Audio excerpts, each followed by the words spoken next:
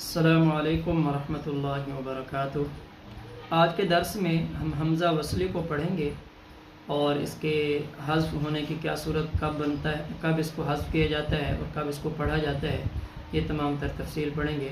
اور حمزہ وصلی الف کی شکل میں لکھا جاتا ہے قرآن پاک میں، تو اس کی چند ایک نشانیاں کہ بھی کون سے حرف، کون سے الفاظ ایسے ہیں کہ جن کے ساتھ یہ الف کی شکل میں آتا ہے تو یہ حمزہ ہوتا ہے، اور اس کے علاوہ جو الف ہوگا وہ الف ہوگا۔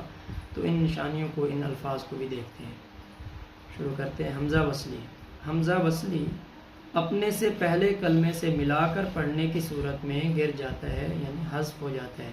حمزہ وصلی جس کلمے میں ہو اور اس کو ہم اس سے پہلے والے کلمے سے ملا کر پڑھنا چاہ رہے ہیں تو حمزہ وصلی حذف ہو جائے گا، گر جائے گا، اور الگ پڑھنے کی صورت میں پڑھا جاتا ہے۔ یعنی اگر جس کلمے میں حمزہ وصلی ہے اسی کلمے سے ہی پڑھ رہے ہیں تو پھر الف کو، اس حمزہ کو ہم پڑھیں گے۔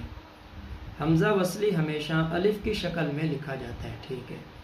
تو یہ الف کی شکل میں لکھا جاتا ہے، اس لیے اب اس کی چند ایک الفاظ ہم ذہن میں رکھ لیتے ہیں کہ جب یہ ان کے ساتھ الف کی شکل میں آئے گا تو ہمیں پتہ چل جانا چاہیے کہ یہ الف نہیں بلکہ یہ حمزہ ہے، اور اس کے اوپر بھی اکثر حرکت نہیں لگی ہوتی، وہ خالی ہی ہوتا ہے، جس طرح الف خالی لکھا جاتا ہے۔ نوٹ: الف لام کا حمزہ جیسے الذی، الذین، اللتی، لفظ اللہ اور اللہم۔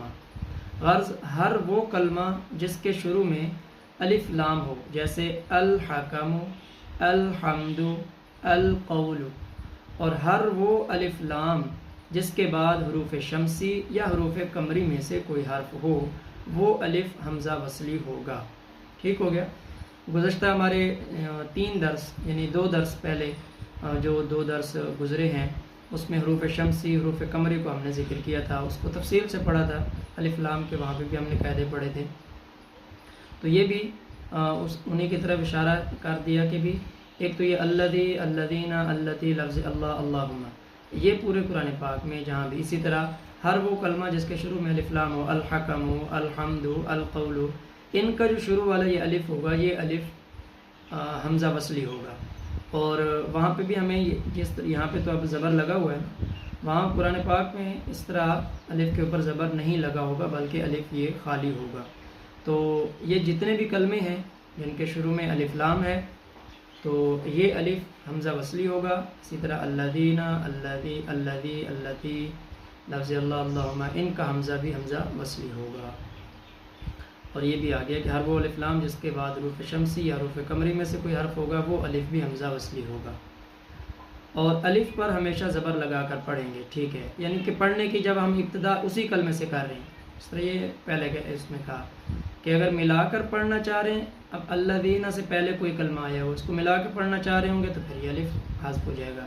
اگر اسی الذی والے کلمے سے ہی پڑھنا چاہ رہے ہوں گے تو پھر الف کے اوپر ہمیشہ زبر لگائیں گے۔ اسی طرح الف کے اوپر الحکم ہوئے، الف سے ہی پڑھنا چاہ رہے ہیں تو الف کے اوپر یہاں پہ زبر لگائیں گے۔ جیسے ہم نے یہ حروف شمسی اور حروف قمری میں الف لام سے ہی ابتدا کر رہے ہوتے تو الف پہ ہمیشہ زبر لگاتے تھے، سیم وہی چیز ہے کہ الف کے اوپر زبر لگائیں گے۔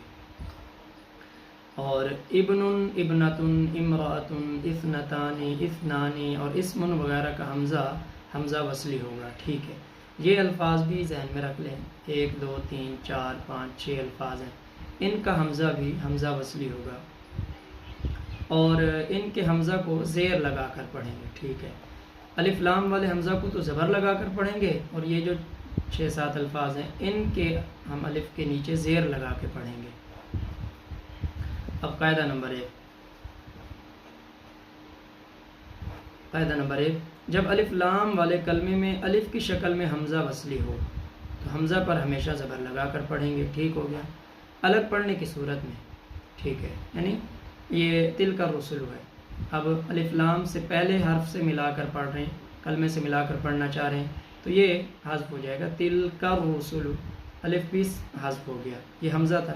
اگر ہم اسی الرسول سے ملا کر پڑھنا چاہ رہے ہیں تو پھر الف کے اوپر زبر لگا دیں گے، الرسول بنا دیں گے، جیسے حروف شمسی اور حروف قمری سے پہلے کے الف لام میں کیا تھا۔ بالکل سیم وہی قاعدہ جو حروف شمسی اور حروف قمری میں ہم کر کے آئے ہیں، کہ الف کے اوپر ہم زبر لگا دیتے تھے. تو اب اس سبق میں ہمیں پتہ چل گیا کہ یہ الف در حقیقت دکھنے میں تو الف ہوتا ہے لیکن یہ ہے حمزہ، یعنی اس کا نام حمزہ ہے اور حمزہ وصلی اس کو کہا جاتا ہے. تو پڑھنے کے سیم وہی طریقہ جو حروف شمسی قمری میں کیا تھا. الف لام سے پہلے حرف سے ہم ملا کر پڑھ رہے تھے تو ڈائریکٹلی اس حرف کو اور شد والے حرف کو ملا دیتے تھے. یہاں پہ بھی اسی طرح ہوگا تلک الرسل، کاف را زبر کر بن جائے گا، تلک الرسل بنا دیں گے. اور اگر ہم الرسل سے ملا کر پڑھنا چاہتے ہیں تل کا پہ وقف کر کے تو پھر الف کے اوپر زبر لگا دیں گے کیونکہ آگے اس کا ساتھ ہی لام ہے. الف لام ہے، ابتدا ہو رہی ہے تو الف کے اوپر زبر لگا کے الرسل بنا دیں گے اور اس حمزہ کو حمزہ وصلی کا نام دیا. وَلَكِنَّ اللَّهَ ملا کر پڑھا تو نون کے ساتھ لام کو ملا دیا نَاللَّهَ، اور لفظ اللہ کو علیحدہ پڑھا تو پھر الف کے اوپر زبر لگا کے اللہ یہ بنا دیا. ٹھیک ہے، ملا کر پڑھنے کی صورت میں حمزہ حذف ہو گیا، الگ پڑھنے کی صورت میں حمزہ پر زبر لگا دی. اس طرح بروحی ملا کر پڑھتے ہیں بروح القدسی بن جائے گا، اور اگر الگ پڑھتے ہیں بروحی اور القدس کو علیحدہ کرتے ہیں تو الف کے اوپر زبر لگا دیں گے، حمزہ القدسی بن جائے گا. من المشرقی من وقف کر دیا تو الف سے پڑھنا چاہ رہے ہیں تو المشرقی، الف لام والا کلمہ ہے المشرقی کر دیں گے. اصحاب ملا کر پڑھا تو بل جنتی، الگ پڑھا تو الجنتی. ٹھیک ہے، الجنتی الف کے اوپر زبر لگا دی کیونکہ الف لام والا کلمہ ہے. تحیی الموتى، تحیی الموتى الف لام سے ملا کر پڑھنا چاہ رہے ہیں تو یہ وقف کر دیتے ہیں، الموتى کریں گے الموتى.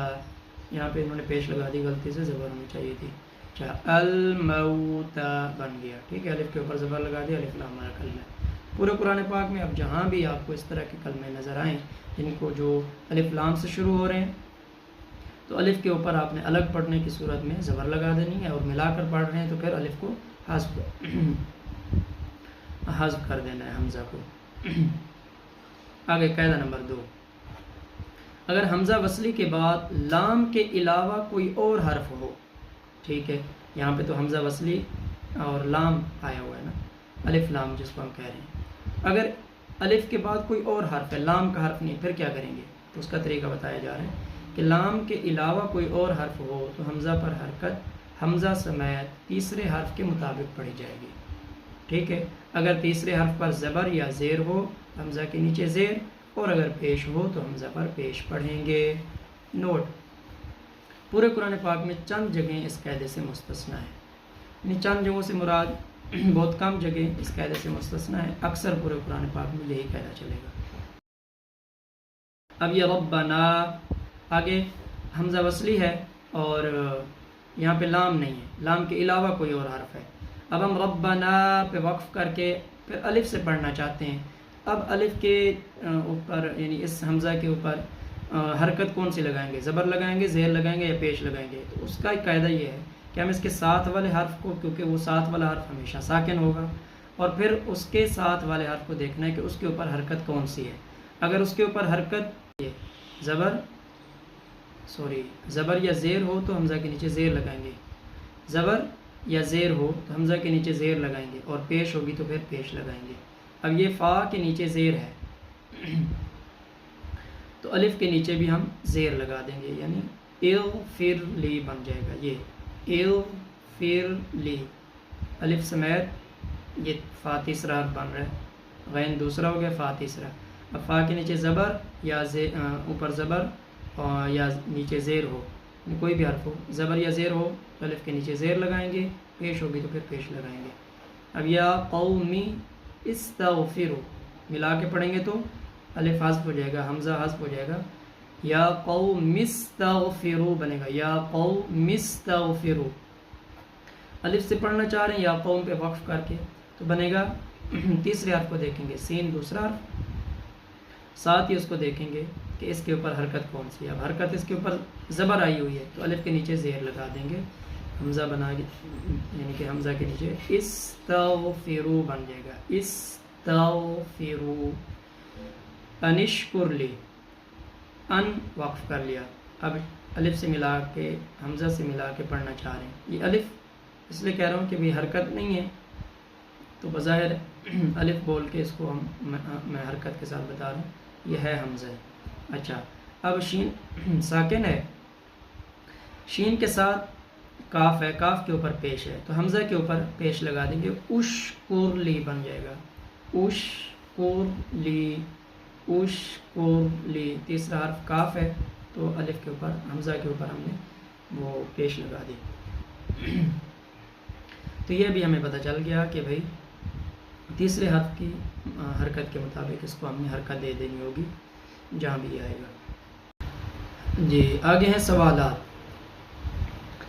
اگر حمزہ وصلی کے بعد لام کے علاوہ کوئی اور حرف ہو تو حمزہ وصلی پر حرکت کس حرف کے مطابق لگائیں گے؟ جی حمزہ وصلی کے بعد لام کے علاوہ کوئی اور حرف ہو تو پھر حمزہ پہ حرکت جو لگے گی وہ حمزہ سمیت تیسرے حرف کے اوپر جو حرکت ہوگی وہ ہم حرکت لگائیں گے، یعنی زبر زیر ہوگی تو حمزہ کے نیچے زیر لگے گی، اور پیش ہوگی تو پھر حمزہ پہ پیش لگائیں گے۔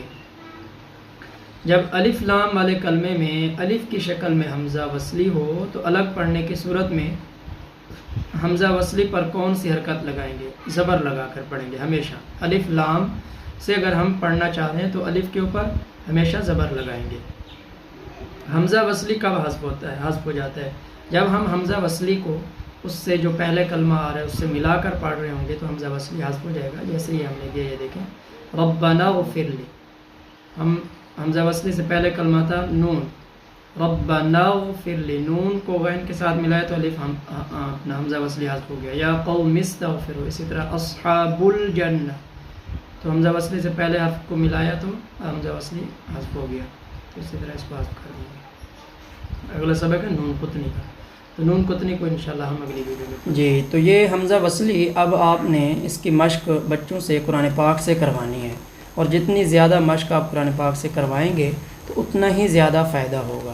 اب وہ آپ کو یہ لکھ کر بھی دکھائیں، اور ساتھ میں جو لکھنے والے بچے ہیں اور جن کو لکھنا نہیں آتا پھر وہ ویسے ہی آپ کو قرآن پاک میں سے تلاش کر کے سنائیں۔